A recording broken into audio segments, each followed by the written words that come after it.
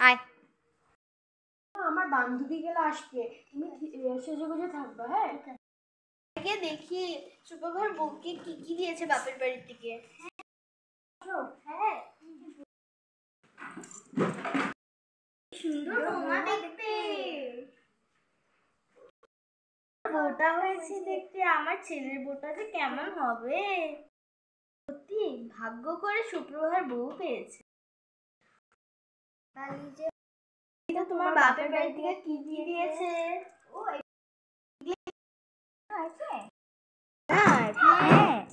আচ্ছা,